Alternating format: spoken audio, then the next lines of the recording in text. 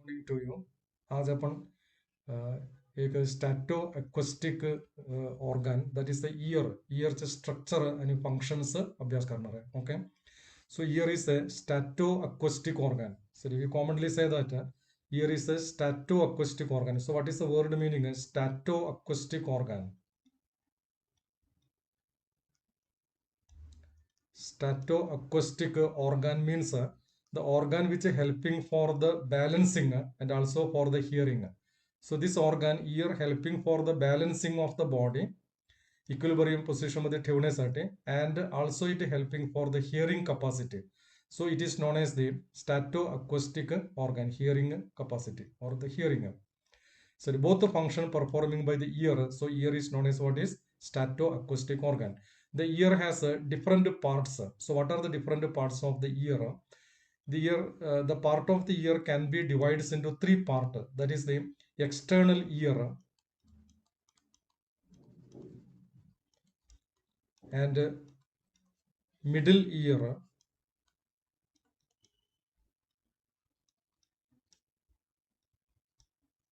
and internal ear. These are the three parts of the ear. So for the convenience, we can divide the total structure of the ear into three parts. That is external ear, middle ear, and internal ear. So we have to study the details of the each part separately. Okay. So let us begin the external ear. First, we can study the external ear. External ear means that containing a structure that is known as the pinna. The presence of the external ear is the characteristic feature of the mammals. सर्व mammals मध्ये हा external year दिसते आपल्याला. दुसऱ्या कुठल्याही प्राणीमध्ये, for example bird असेल किंवा रप्टाईल असेल, अम्फिबी असेल, ते कुठल्याही प्राणीमध्ये हे एक्सटर्नल इयर दिसत नाही. Okay, so external ear, presence of the external ear that is a characteristic feature of the mammals. ते एक्सटर्नल इयर मध्ये असे एक स्ट्रक्चर दिसते. This is known as the pinna. It is known as the pinna. The pinna having so many foldings. You can see that inside some number of the foldings, and it is a little bit cup like. So why it constructed like this? Because हे बाहेरचे आवाज आहे ना, ते आवाज एकत्रित असं गोळा करून इथून एक ट्यूब आत गेलेला आहे. ते ट्यूब मध्ये ते पाठवणार आहे आणि त्यातून हा एअर आहे पुन्हा आपले इंटरनल इयर आणि मिडल इयर मध्ये जाणार आहे. हे ट्यूब असं ते पुढे जाणार आहे. असं पुढे जात असताना थोडंसं एका ठिकाणी असं बेंडिंग केलेलं आहे. सर असं ते पुढे जातात. पुढे जातात इथं थोडंसं बेंडिंग ठेवलेलं आहे आणि नंतर इथे एक पडदा ठेवलेला आहे. दॅट मेम्ब्रेन किंवा ते पडदा, त्याला आपण टिम्पॅनिक मेम्ब्रेन म्हणतात. Okay, and this tube like structure that is known as the auditory canal. Auditory canal.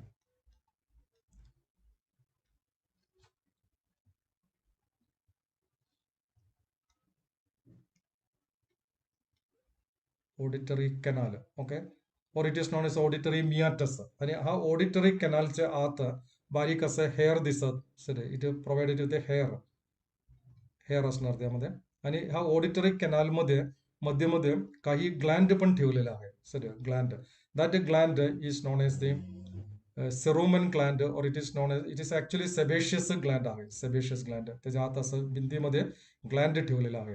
This gland producing the wax like materials, that is a sebum. It produces sebaceous gland. Actually त्याला sebaceous gland म्हणतात. So this is the sebaceous gland.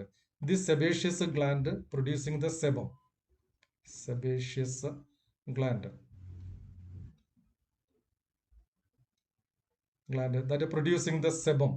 Just like आपल्या skin मध्ये सुद्धा sebum आहे, sebaceous gland आहे. But this sebaceous gland is commonly known as the serominous gland. Ceruminous gland. पुस्तकामध्ये शब्द नाही वापरलाय. Ceruminous gland. It producing a wax like material. Sir हा वॅक्स नेहमी याच्यामध्ये ते साठलेलं असते. आणि this wax is antibiotic property. याचं कारण म्हणजे कीड वगैरे ते आत येऊ नये, किंवा ते मुंगी किंवा असं काहीतरी इन्सेक्ट वगैरे ते आत येऊ नये, किंवा बॅक्टेरिया आत येऊ नये. जर बॅक्टेरिया आत आले, ते बॅक्टेरियाला मारण्याचं कपॅसिटी या सेरोमिनस ग्लँड तयार केलेल्या सेबमला आहे. थोडा अँटीबायोटिक प्रॉपर्टी आहे. So okay, so that is the external ear. It is the characteristic feature of the mammals only. Pinna, auditory meatus, and त्यामध्ये hair and sebaceous gland producing the sebum, or it is known as a serominous gland. So this auditory meatus end with a membrane. इथे एक पडदा ठेवलेला आहे. That membrane is known as the tympanum. Okay, so this is the tympanum. Sir इतर प्राण्यामध्ये रप्टाईल असेल, birds असेल किंवा ते आम्फिबी असेल, हे टिम्बानम पासून त्याच्या इयरची सुरुवात आहे. टिम्बानम फक्त मॅमल्स मध्ये हे एक्सटर्नल इयर आपल्याला दिसते, बाकी कुठल्याही प्राण्यामध्ये एक्सटर्नल इयर दिसत नाही. Okay, so that is the external ear. आणि टिम्बानम पासून बाकीच्या प्राणीमध्ये सुरुवात केलेला आहे. Okay, so next we study the middle ear. Middle ear.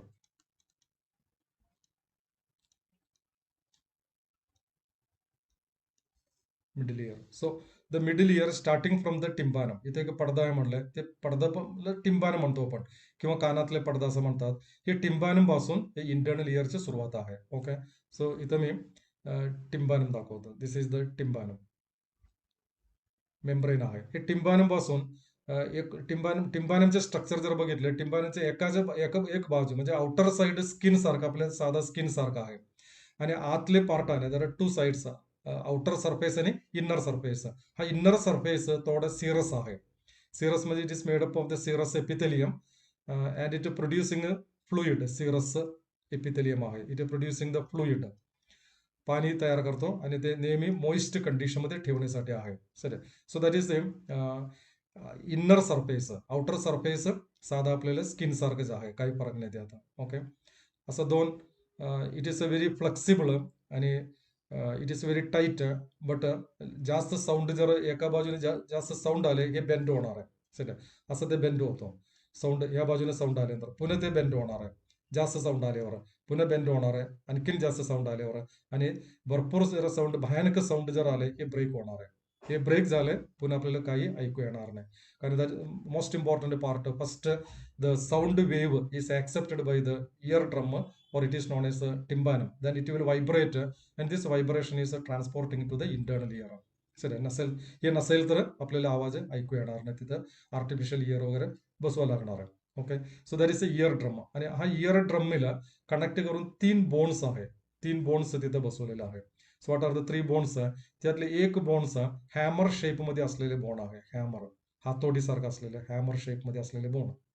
Okay, आणि दुसरे एक बोन ते ॲन्व्हिल शेप मध्ये असलेले बोन आहे. ॲन्व्हिल शेप. ॲन्व्हिल शेप मी सांगतो काय आहे ते ॲन्व्हिल शेप. सर असं ॲन्व्हिल शेप मध्ये असलेले बोन. आणि थर्ड बोन आहे that is actually stirrup like bone आहे. स्टिरुप.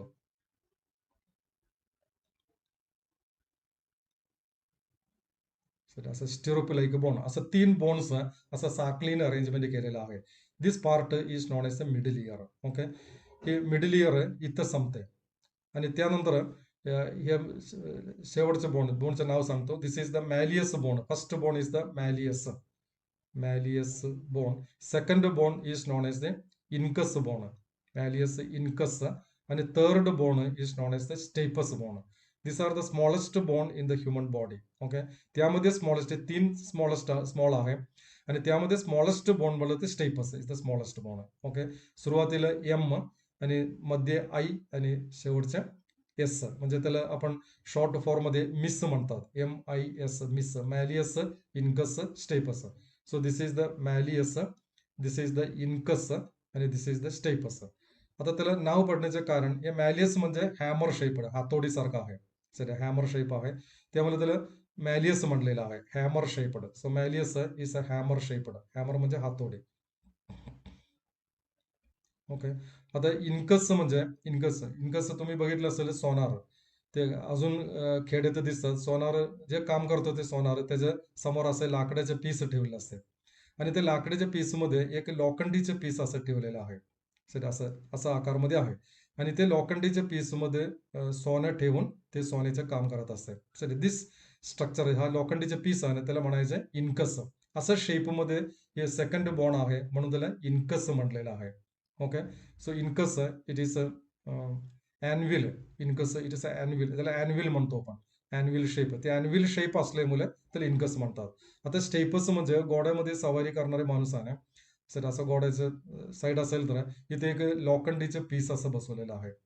सर, आणि हे लोखंडीच्या पीस मध्ये त्याचे पाय ठेवणार आहे. ते प्रवास करणारे माणूस आहे, त्याचे पाय त्याच्या आतून असं सोडते, आणि ते आपटून म्हणजे ते घोड्याच्या दोन्ही साईड मध्ये पायानं असं आपटतंय, आणि ते घोड्याला इशारा देत असते, जे जास्त स्पीड न चला, रनिंग करा किंवा ते स्लो रनिंग करा असं वगैरे त्यासाठी वापरणारे ते पाय ठेवण्यासाठी वापरणारे जे पार्ट आहे त्याला आपण काय म्हणतो, त्याला स्टिरूप म्हणतात. स्टिरूप ते स्टिरूप म्हणून त्या स्टेपस हा शब्द ग्रीक वर्ड आहे स्टेपस, याला म्हणायचं स्टिरूप. सो स्टिरूप शेप असलेले stapes, smallest bone in the human body, anvil shape असलेले इनकस आणि हॅमर शेप असलेले मॅलियस हे साखळीने ठेवलेलं आहे. सर एकत्र ते जोडले नाही. In the case of the frog हे सर्व तिन्ही एकत्र जोडून एकच बोन तयार झालेला आहे फ्रॉग मध्ये. सॉरी फ्रॉग, आणि in the frog this single bone is known as the columella ओरिस. Columella ओरिस frog मध्ये सांगते, फ्रॉग मध्ये त्याचे नाव आहे, सिंगल बोन आहे ओरिस, कोलुमेला ओरिस. आणि मॅमल्स मध्ये हे तिन्ही वेगळं दिसतं, इतर प्राणीमध्ये ते वेगळं दिसतं. जे कशासाठी ते वेगळं केलेलं आहे त्याचं कारण म्हणजे साऊंड वेव्स, इयर ड्रम मध्ये साऊंड वेव्स येऊन तटले ते इयर ड्रम म्हणजे हे व्हायब्रेट होणार आहे. ओके, इथं इयर ड्रम व्हायब्रेट होणार आहे. इयर ड्रम व्हायब्रेट झाले, हे व्हायब्रेशन हे मॅलियस मध्ये जाणार आहे, मॅलियस व्हायब्रेट होणार आहे आणि इनकसला देणार आहे, इनकस व्हायब्रेट होणार आहे आणि कुणाला देणार आहे, स्टेपसला देणार आहे. प्रत्येक वेळेला ते ट्रान्सफर करतो, व्हायब्रेट होतो, त्यावेळेला आवाज ऍम्प्लिफिकेशन होणार आहे. सर इथे व्हायब्रेट होतो, आवाज ऍम्प्लिफिकेशन झालेला आहे. पुन्हा मॅलियसला देतो, आवाज पुन्हा ऍम्प्लिफिकेशन झाले. पुन्हा इनकसला देतो, आवाज पुन्हा वाढले. पुन्हा स्टेपसला देतो, पुन्हा वाढले आणि नंतर ते इंटरनल इयरला देणार आहे. जे साऊंड ऍम्प्लिफिकेशन होण्यासाठी, रिसॉनन्स पद्धतीनं साऊंड ऍम्प्लिफिकेशन होण्यासाठी हे साखळीने ठेवलेलं आहे. Okay, so that connected with membrane वगैरे असं एक एकदम सुट्ट नसतं. इथं काय असणार आहे, हे सिनोवियल मेम्ब्रेन आणि सिनोवियल कनेक्शन, इथे सिनोवियल कनेक्शन आहे तिथे. Okay, and this internal year, middle year that end with 2 opening. त्यातले एक ओपनिंग आहे that is the oval window, हे ओव्हल शेप मध्ये असतात, त्याला आपण ओव्हल विंडो म्हणतात. सर आणि दुसरे एक ओपनिंग राऊंड शेप मध्ये एक ओपनिंग आहे that is known as the round window, oval window and round window. So this is the oval window.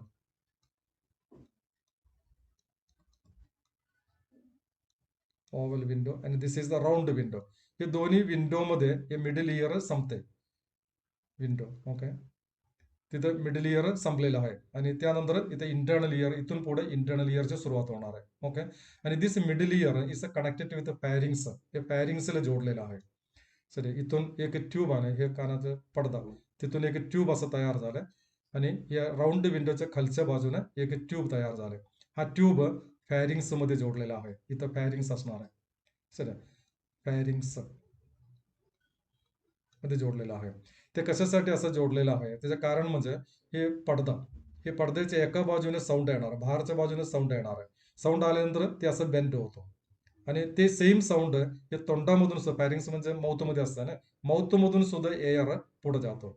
पुढे गेल्यानंतर ह्या बाजूनं ते साऊंड असं येणार आहे आणि त्याला ह्या बाजूने प्रेस करणार आहे. आणि भयानक साऊंड मध्ये मी सांगितलं ते फुटणार म्हटलंय.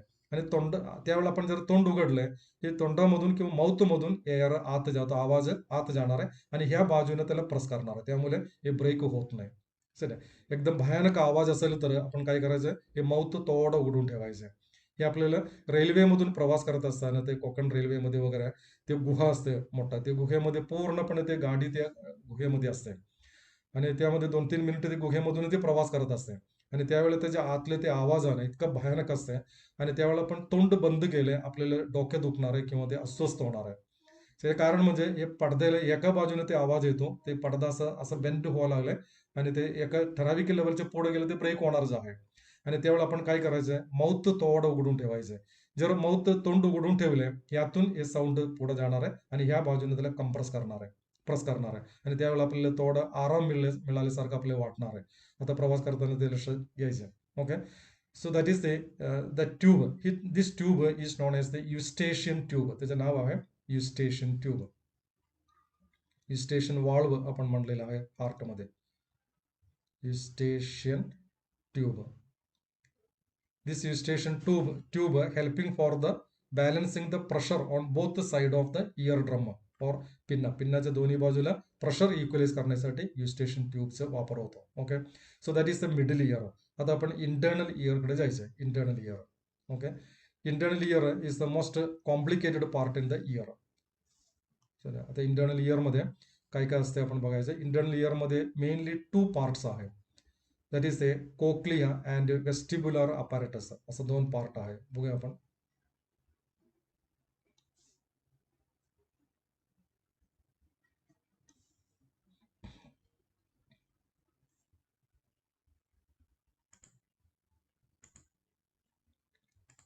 Vestibular apparatus and internal year. This is the internal year. इथं इंटरनल इयर दाखवलंय.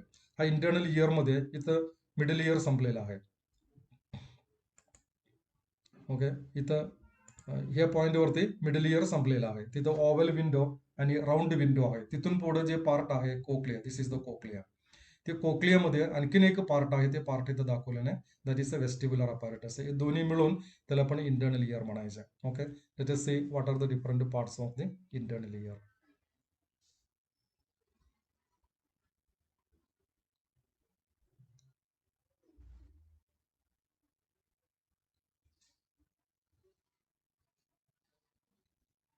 So internal ear, separate internal इयरचा डायग्राम काढा, असा प्रश्न. मिडल इयरचं मध्ये काय काय असतात असा प्रश्न बोर्डमध्ये विचारणार आहे, सीईटी मध्ये विचारणार आहे आणि नीट मध्ये सुद्धा अपेक्षित आहे असा प्रश्न. ओके, सो सर्व ठिकाणी हे इयर आणि इयरचे प्रश्न येण्याची शक्यता जास्त आहे.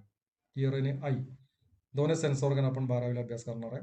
बाकीच्या सेन्स ऑर्गनचं आपण 11वीला अभ्यास केलेलाच आहे, त्यामुळे ते 12वीला नाही असं आहे. नीटमध्ये सर्व याच्यामध्ये प्रश्न विचारणार आहे. नोजचे प्रश्न येणार आहे, टंगचे प्रश्न येणार आहे, स्किनचे सुद्धा प्रश्न येणार आहे आणि हे 12वीचं आई आणि नोस त्याचे पण प्रश्न नीटमध्ये येऊ शकतात. आणि सीईटी मध्ये काही ठराविक पोर्शन 11वीचं दिलेलं आहे, बाकीचे पोर्शन 12वीचं आहे. 10% काहीतरी 11वीचे पोर्शन आहे. Okay, so internal ear.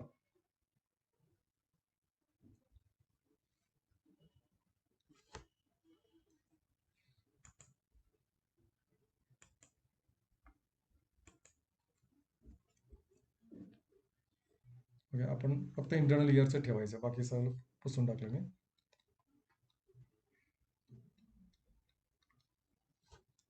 So this is the structure that is showing the all the internal external सर्व त्या डायग्राम मध्ये दाखवलेलं आहे. Let us take internal ear. सुरुवातीला what are the part of the internal ear. Internal ear मध्ये महत्वाचे 2 part आहेत.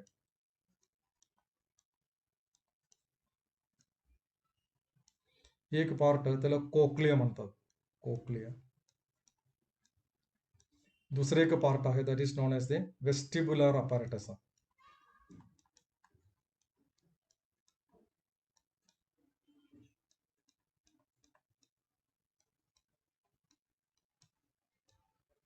Vestibular apparatus. Okay, आधी आपण कोक्लियाचे बघूया, त्यानंतर vestibular apparatus.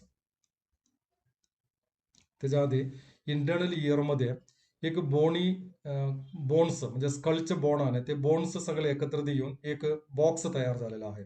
This box is known as the bony labyrinth. Sir हा बोन पासून तयार झालेला आहे, that is known as the bony labyrinth. Bony म्हणजे बोन पासून तयार झालेले, बोनी लॅबरिंथ. लॅबरिंथ म्हणजे बॅग, सर पाणी भरलेले बॅग, लॅबरिंथ. सर हे बोनी लॅबरिंथ मध्ये पेरी लिम्फ म्हणून एक फ्लुइड भरलेला आहे. पेरी लिम्फ, एका प्रकारचे लिम्फ, त्याला आपण पेरी लिम्फ म्हणतात. हे पेरी लिम्फ हे बोनी लॅबरिंथ मध्ये भरलेलं आहे. आणि बोनी लॅबरिंथ मध्ये पुन्हा मेम्ब्रेन तयार झालेले, हे कोक्ले म्हणतो ना आपण, हे कोक्ले मेम्ब्रेन तयार झालेला आहे, membranes. So that is known as a membranous labyrinth और मेम्ब्रेन लॅबरिंथ. हे कोक्ले थोडाफार असं कॉइल्ड स्ट्रक्चर आहे, असं स्ट्रक्चर आहे. This is the cochlea.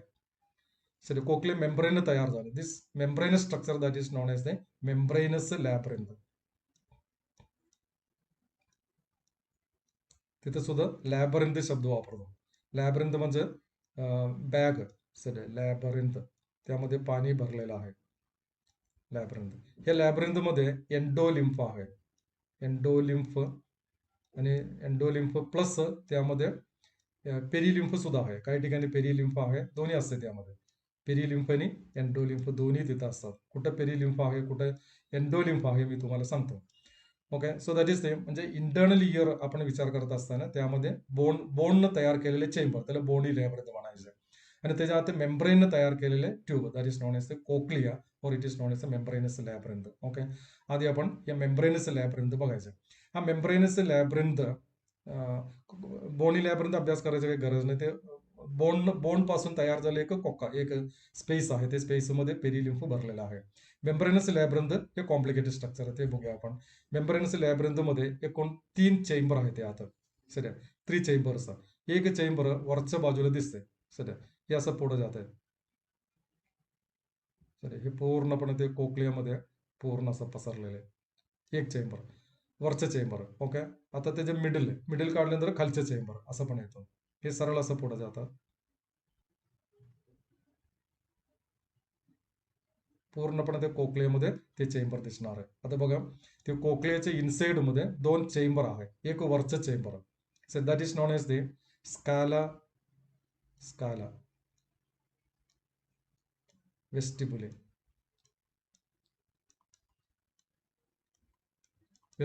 आणि खालचे चेंबर, खाली एक चेंबर आहे, that is known as the scala. प्रत्येक ठिकाणी स्काला शब्द जोडलेला आहे. स्काला टिम्पॅनम.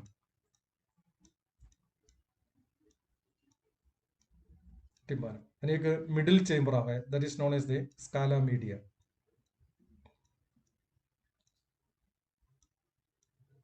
स्काला मीडिया. ओके. सो कोक्लियाचा अभ्यास करायला आपण. Cochlea internally divides into 3 chambers. एक upper chamber that is scala vestibuli, middle chamber that is known as scala media, आणि इन्नर चेंबर, खालीचं chamber, lower chamber that is known as scala tympanum. Okay. यामध्ये scala वेस्टिब्युलेमध्ये आणि स्काला टिम्पॅनममध्ये perilymph भरलेला आहे. Perilymph, त्यामध्ये perilymph मी आधी सांगितलं ना, कोक्लियामध्ये पेरिलिम्फ प्लस एन्डोलिम्फ आहे, त्यामध्ये पेरिलिम्फ भरलेला आहे. पेरिलिम्फ. ओके. आणि स्काला टिम्पॅनम मध्ये सुद्धा पेरिलिम्फ भरलेला आहे. पेरिलिम्फ. ओके. आणि स्काला मीडियामध्ये एन्डोलिम्फ भरलेला आहे. एन्डोलिम्फ. ओके. लक्षात ठेवायचं, स्काला मीडियामध्ये एन्डोलिम्फ आणि स्काला वेस्टिब्युले आणि स्काला टिम्पॅनम मध्ये पेरिलिम्फ भरलेला आहे. ओके. आता याचे स्ट्रक्चर आपण जरा डिटेलमध्ये अभ्यास करायचा. त्यासाठी आपण काय करायचं, इथे एक टीएस काढायचं, क्रॉस सेक्शन. इथून एक क्रॉस सेक्शन काढले, त्याच्या आत काय काय असते आपल्याला लक्षात येते. Okay. So let us take the CS of the cochlea. कोक्लियाचे टीएस चे डायग्राम काढूया आपण. आणि ते पुस्तकामध्ये ते डायग्राम दिलेला आहे, एकदम लहान डायग्राम दिलेला आहे. जुनं 12वीचे पुस्तक तुमच्याकडे जर असेल तर ना, ते पुस्तक बघा. त्या पुस्तकामध्ये एकदम छान डायग्राम दिलेला आहे. ते डायग्राम आपल्याला पाहिजे. सॉरी, नवीन पुस्तकामध्ये दिलेले डायग्राम एकदम बारीक डायग्राम आहे, त्यातले क्लिअर काही ओळखत नाही. पण परीक्षेला बोर्ड एक्झामिनेशनला जर प्रश्न विचारले, तुम्ही हा डायग्राम जर काढले तर चालते. म्हणजे नवीन पुस्तकामध्ये असलेले डायग्राम काढले तर चालेल, किंवा जुन्या पुस्तकामध्ये जर डायग्राम काढले तरी चालते, कारण दोन्ही बोर्ड पुस्तक आहे, त्यामुळे काही तुम्हाला मार्क काय लॉस होणार नाही. ओके. मी इथं डायग्राम काढतो, जरा एनलार्जमेंट करून डायग्राम काढतो, म्हणजे बोर्ड पुस्तकामध्ये कसं आहे, जुन्या बोर्ड पुस्तकामध्ये ह्या डायग्राम मी इथं काढतो तुम्हाला.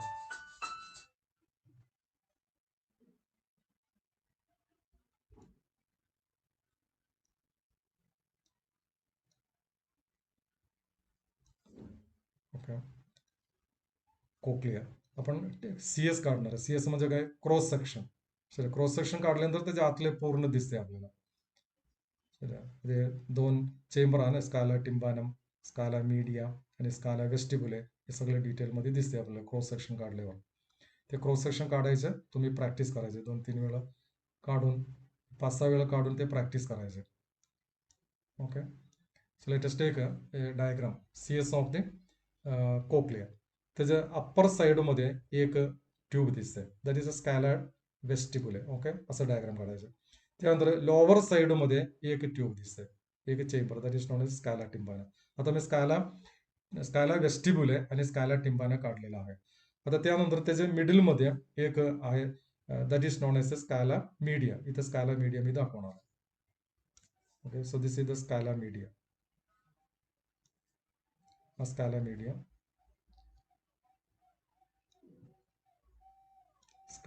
स्काला मीडिया असं पुढे जाणार आहे. सर हे पण पुढे जाणार आहे, पुढे जाणार असं नाही, सर्व पुढे जाणार आहे. ट्यूब आहे ना, ते असं पुढे जाणार आहे, हे पण असं पुढे जाणार आहे. पण आपण टीएस सीएस काढलेलं आहे, त्यामुळे आपल्याला पूर्ण नाही दिसणार आहे. सर आपण एवढं दाखवायचं. आणि त्याच्या आउटसाइड मध्ये बोनी लॅब्रिंथ आहे. हे बोनी लॅब्रिंथ बाहेरच्या बाजूला असं दाखवूया आपण. हे बोनी लॅब्रिंथ, हे जुन्या पुस्तकामध्ये असं बोनी लॅब्रिंथ वर दाखवलेला डायग्राम आहे. ओके. असा डायग्राम हे जुन्या पुस्तकामध्ये आहे, ते तुम्ही बघा. ओके. आणि ह्या पॉईंटवरती त्याचं ऑडिटरी नर्व तयार झालेला आहे. हे ऑडिटरी नर्व इथं दाखवूया आपण. Auditory nerve. Okay. So this is the scala vestibuli. त्याच्या आत सेल दिसते आपल्याला. खालच्या बाजूला सेल जास्त दाखवायचं, कारण काय, आपण एका साईडमध्ये बघायला लागले, त्यामुळे तर खालचं पार्ट पूर्ण जरा आत दिसते आणि वरचं पार्ट थोडासा दिसणार आपल्याला, त्यामुळे 3 डायमेन्शन डायग्राम काढलेला आहे. इथं सुद्धा खालचं पार्ट जरा जास्त दाखवायचे, सेल दाखवायचे, 3 डायमेन्शन डायग्राम होऊन जाते. Okay. So that is the this is the scala वेस्टिब्युले.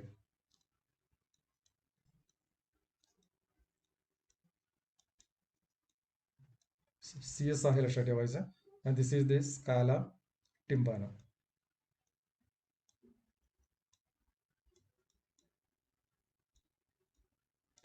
Okay, this middle chamber that is known as the scala media.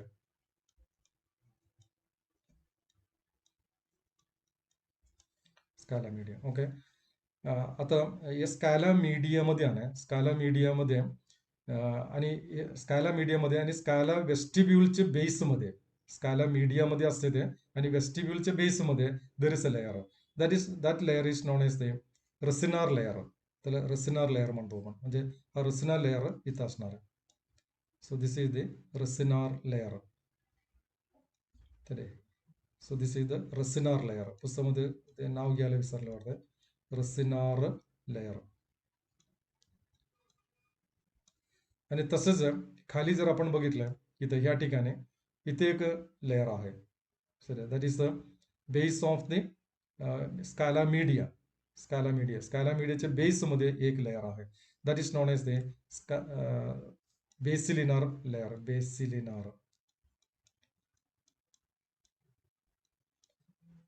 बेसिलिनार layer. Okay. त्या बेसिलिनार लेअरमध्ये तिथं हे बसवलेलं आहे, रिसेप्टर सेल बसवलेला आहे, असं उभा सिलिएटेड रिसेप्टर सेल बसवलेला आहे. आणि एक रिसेप्टर सेल्स एकत्रित असं बसवलं, कोलुमनार सेल्स असते इथं बसवलेलं आहे.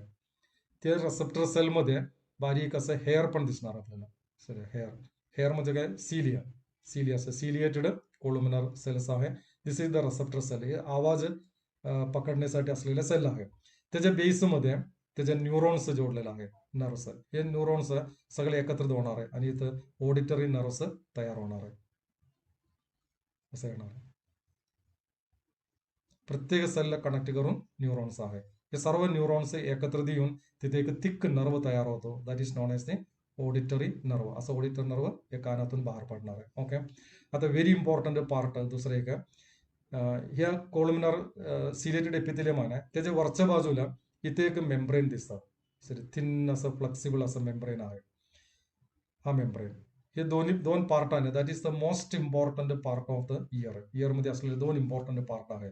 त्याचे नाव मी सांगतो. हे रिसेप्टर सेल्स, त्या रिसेप्टर सेलला म्हणायचं आहे organ of कॉर्टी. Organ of कॉर्टी, that is the organ of कॉर्टी. आणि त्याच्या वरच्या बाजूला जे मेम्ब्रेन, थिन मेम्ब्रेन आहे म्हटलं ना, that is known as the tectorial membrane. It is known as the tectorial. कानातले सर्वात महत्वाचे पार्ट आहे टेक्टोरियल मेम्ब्रेन. ओके. आता याचे फंक्शन काय आहे ते मी सांगतो. टेक्टोरियल मेम्ब्रेन, आता बघा, कानातनं एक्सटर्नल इयर, इथून साऊंड पुढे गेलेला आहे. हे साऊंड पुढे गेल्यानंतर हे पडद्यापर्यंत, कानातले पडद्यापर्यंत जाणार आहे. आणि ते पडदा काय होणार आहे, टिम्बानम, ते व्हायब्रेट होणार आहे. पुन्हा मॅलियसला देणार आहे व्हायब्रेशन. साऊंड प्रत्येक वेळेस साऊंड दुप्पट होणार आहे, म्हणजे अँप्लिफाय होणार आहे. इंगसला देणार आहे आणि स्टेपसला देणार आहे. आणि नंतर इथं ओव्हल विंडो आहे. हे ओव्हल विंडो मधून ते साऊंड कुठं जाणार आहे, हे स्काला मीडियामध्ये जाणार आहे. स्काला मीडियामध्ये एंडोलिम्फ आहे, लक्षात ठेवायचं. सर स्काला मीडियामध्ये काय असते, एंडोलिम्फ. त्याच्यामध्ये एंडोलिम्फ, फक्त एका ठिकाणी ते एंडोलिम्फ आहे. हा एंडोलिम्फ व्हायब्रेट होणार आहे, कंपन होणार आहे. एंडोलिम्फ व्हायब्रेट झाले, हा व्हायब्रेशन कोण पकडणार आहे, हा व्हायब्रेशन हे टेक्टोरियल मेम्ब्रेन पकडणार आहे. टेक्टोरियल मेम्ब्रेन नंतर काय होतो, हा टेक्टोरियल मेम्ब्रेन असं व्हायब्रेट होतो. सर असं व्हायब्रेट होतं. एकदम साधा साऊंड असेल तर हळू व्हायब्रेट होणार आहे. आवाज जास्त असेल तर जास्त व्हायब्रेट होणार आहे.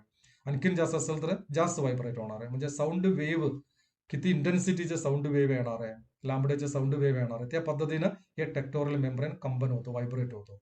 असं व्हायब्रेट होत असताना त्याच्या खालच्या बाजूला काय आहे, सिलिएटेड सेल आहे, ऑर्गॅनोकॉर्टे आहे ना, ते सिलिएटेड सेलला हे टच होणार आहे. सिलिएटेड सेलला टच झालंय, हे सिलिएटेड सेल म्हणजे रिसेप्टर आहे, त्या रिसेप्टरमध्ये ऍक्शन पोटेन्शियल तयार होणार आहे, डिपोलरायझेशन होणार आहे, ऍक्शन पोटेन्शियल तयार होणार आहे. आणि हा ऍक्शन पोटेन्शियल आहे या ऍक्सॉन मधून पुढे येणार आहे आणि ते नर्व तयार झाले, ते नर्व मधून optic nerve, sorry it is non S auditory nerve, हे ऑडिटरी नर्व मधून पुढे जाणार आहे आणि ते कुठपर्यंत जाणार आहे, ब्रेन पर्यंत जाणार आहे.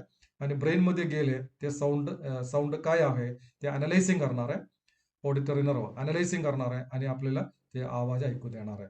इतकं शॉर्ट पिरियड मध्ये सगळं होत असतं आणि त्यासाठी हे नर्व ऑडिटरी नर्व आहे. So that is the organ of Corti आणि tectorial membrane. Okay, so most important part of the ear.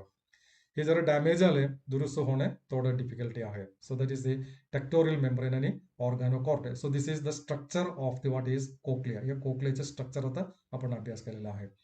आता त्यामध्ये अजून एक पार्ट आहे वेस्टिब्युलर अपॅरेटस. हे वेस्टिब्युलर अपॅरेटस आपण बघायचं. Okay, vestibular apparatus.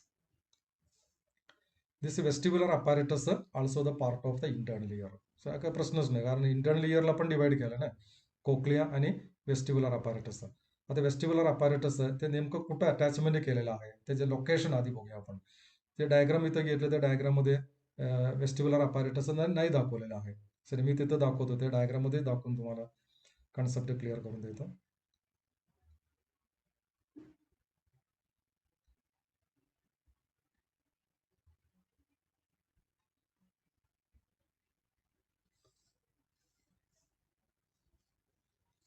Vestibular apparatus. हा वेस्टिब्युलर अपॅरेटसला पुन्हा दोन पार्ट आहे. एक बॅगला एक पार्ट आहे, त्याला आपण ऑटोलिथ ऑर्गन म्हणतात. आणि दुसरे एक कॅनल सारखं 3 कॅनल्स आहे, ते सेमी सर्क्युलर कॅनल आहे, म्हणून त्याला आपण सेमी सर्क्युलर कॅनल असं म्हणतात. Sorry, semi circular canal. So 2 parts, that is a vestibular apparatus. आधी आपण वेस्टिब्युलर अपॅरेटस बघणार आहे.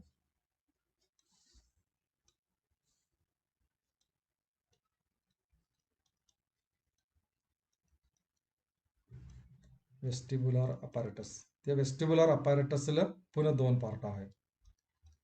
सेपरेट वेस्टिब्युलर अपॅरेटस आहे, हे तुम्हाला विचारणार आहे बोर्डमध्ये, वेस्टिब्युलर अपॅरेटस एक्सप्लेन करा. सर आणि त्यावेळेला फक्त वेस्टिब्युलर अपॅरेटसचं डायग्राम काढून, जर पुस्तकामध्ये नसेल तर सुद्धा काल्पनिक डायग्राम आपण काढू शकतात. बायोलॉजीमध्ये तसं असतं, काल्पनिक डायग्राम काढायचे. जर डायग्राम नसेल तर सुद्धा आपण डायग्राम काढू शकतात. जर डायग्राम नाही विचारले त्याला मार्क नसणार आहे, पण एक्सप्लेन करायला आणि एक्झामिनरला ते तपासण्यासाठी हा डायग्राम फार उपयोग होणार आहे आणि तुमचे मार्क लॉस होणार नाही कुठे. ओके, सो वेस्टिब्युलर अपॅरेटस त्याला दोन पार्ट आहेत, त्यातले एक part that is known as the otolith organ. Otolith organ पुस्तकामध्ये शब्द नाही घेतले.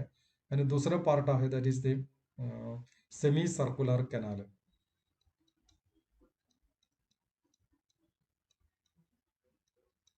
Circular canal. आता हा डायग्राम मध्ये हे नेमकं कुठं असतं हे मी दाखवतो, याचे पोझिशन दाखवतो.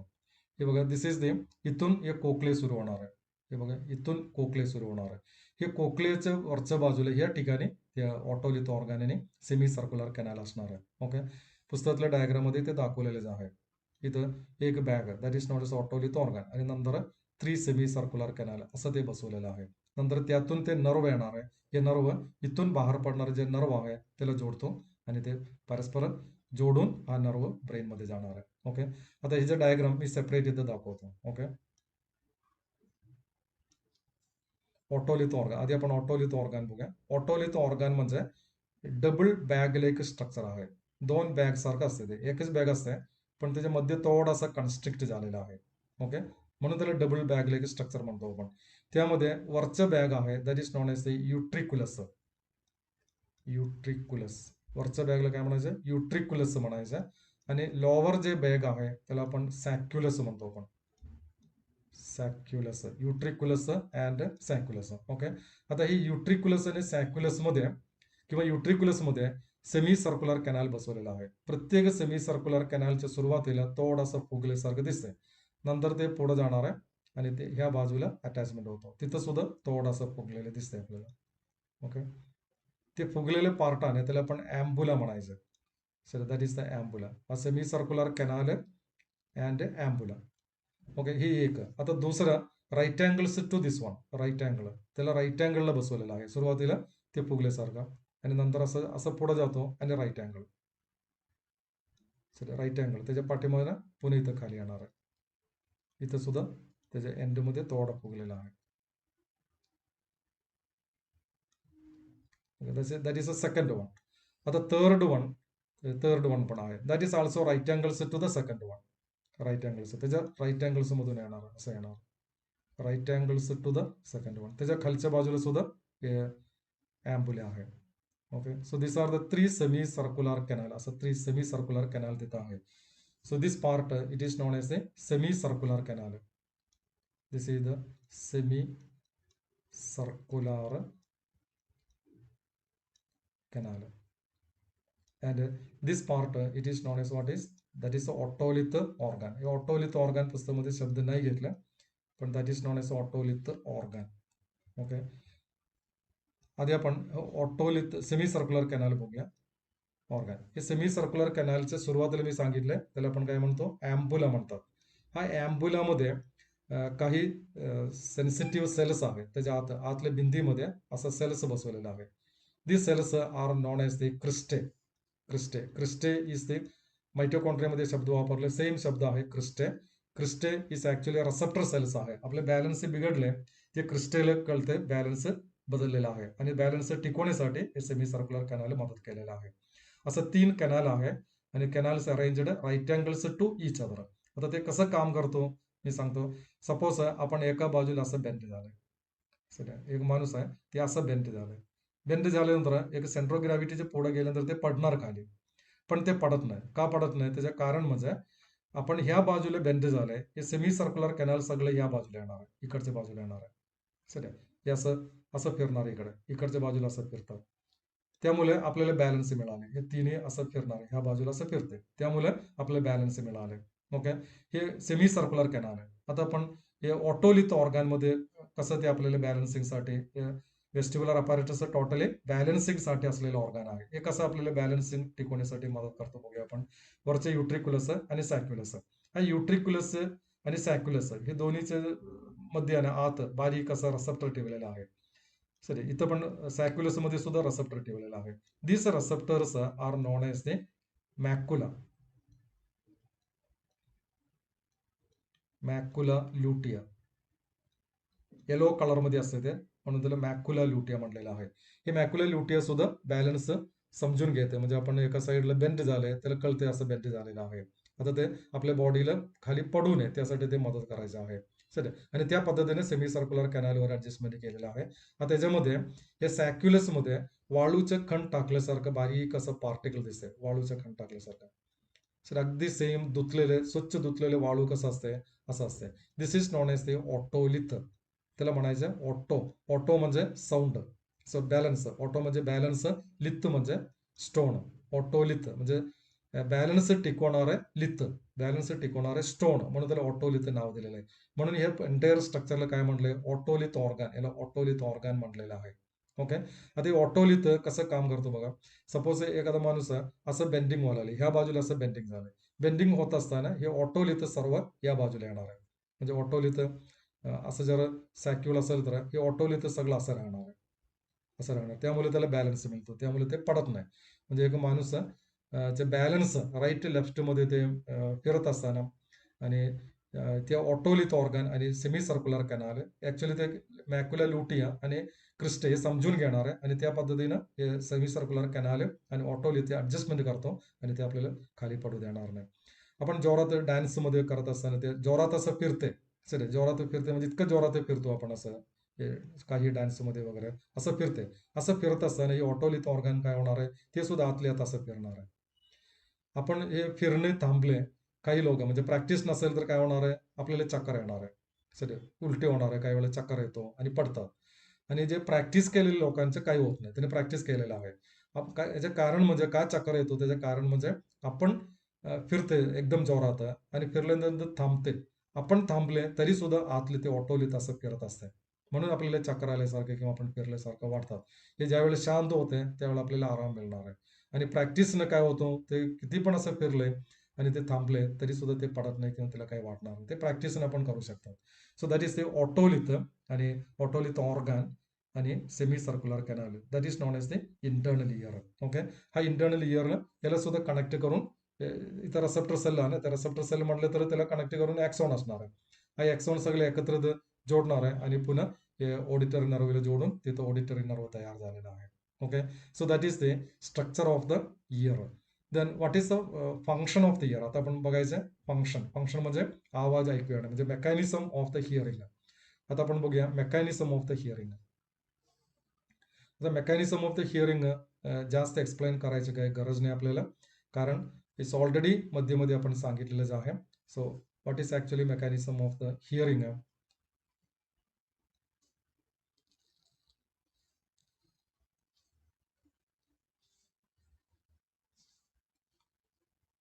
मेकॅनिझम ऑफ हिअरिंग आईमध्ये थोडं ते कॉम्प्लिकेटेड झालंय. इथं एवढं काही कॉम्प्लिकेशन आपल्याला नाहीच आहे, एक्सप्लेन करायला कॉम्प्लिकेशन नाहीच आहे, कारण की इयर ते आपोआप करत असते, आपण काही करायची गरज नाही.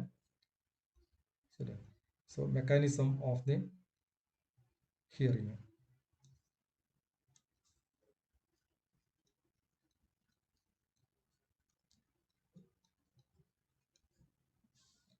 मेकॅनिझम ऑफ हिअरिंग मध्ये साऊंड, बाहेरचे साऊंड वेव्स आहे, हे साऊंड वेव्स येऊन इयर ड्रमला तटणार आहे, इयर ड्रमला टच होणार आहे. इयर ड्रमला टच झाले, इयर ड्रम काय करणार आहे, इयर ड्रम व्हायब्रेट होणार आहे. इयर ड्रम व्हायब्रेट झाले, ते व्हायब्रेशन पुन्हा आत पाठवणार आहे. आत कोण आहे, मॅलियस इनकस स्टेपस आहे. हे मॅलियस इनकस स्टेपस ते साऊंड वाढवणार, म्हणजे ॲम्प्लिफिकेशन करणार आहे. Okay, so sound, external sound, हा sound it touching to the tympanum, हे टिम्बानमला टच होतो. टिम्बानम व्हायब्रेट होणार आहे, हा टिम्बानम आणि हा vibration it giving to the malleus incus and stapes. हे stapes, malleus incus stapes vibrate होणार आहे आणि साऊंड अँप्लिफिकेशन होणार आहे. Then through the oval window मधून ते कुठं जाणार आहे, पेरिलिम्फ मध्ये जाणार आहे. एंडोलिम्फ मध्ये जाणार आहे. Endolymph present in the scala media. Endolymph मध्ये गेले, एंडोलिम्फ मधून हा इन्फॉर्मेशन ऑर्गानोकॉर्टी मध्ये जाणार आहे. ऑर्गानोकॉर्टी ते पकडणार आहे, ऑर्गानोकॉर्टी तिथं टेक्टोरियल मेम्ब्रेन ते मदत करणार आहे.